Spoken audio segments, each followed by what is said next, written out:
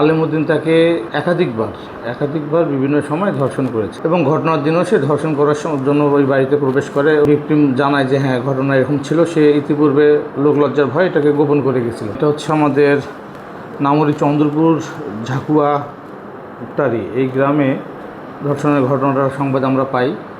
স্থানীয় লোকজন এবং ওই বাড়ির লোকজন সহ ধর্ষককে আটক করার পরে থানায় খবর দিলে আমরা তাৎক্ষণিকভাবে আমাদের মোবাইল টিম সেখানে পাঠানোর পরে ধর্ষক এবং ভিকটিম দুজনকে আমরা উদ্ধার করতে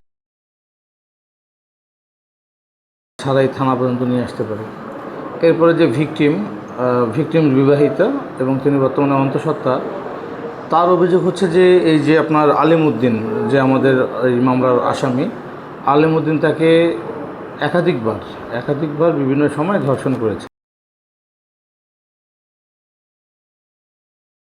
একটার দিকে এর কিছুক্ষণ পরেই ওনার যে ভিকটিমের যে স্বামী, উনি বাড়িতে চলে আসে এবং সেই সাথে আশেপাশের আরও লোকজন সহ তাকে আটক করে। তখন ভিকটিম জানায় যে হ্যাঁ ঘটনা এরকম ছিল, সে ইতিপূর্বে লোকলজ্জার ভয় এটাকে গোপন করে গেছিল। তো এই ঘটনার পরে আমাদের পুলিশ পাঠিয়ে আমরা থানায় নিয়ে আসি এবং থানায় আনার পরে ভিকটিম নিজে বাদী হয়ে আমাদের এখানে এজাহার দাখিল করলে পরে আমরা একটি নিয়মিত মামলা করি এখানে।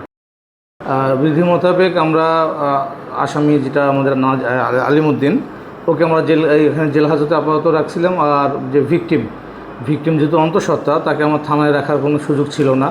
তাকে আমরা হাসপাতালে পাঠিয়ে দিই তার স্বামীসহ, এবং হাসপাতাল থেকেই পরবর্তীতে তার যে সমস্ত পরীক্ষা নিরীক্ষা করা দরকার, মেডিকেল সাপোর্ট যেটা দরকার, সেটা হাসপাতাল কর্তৃপক্ষ তাকে দিয়েছে।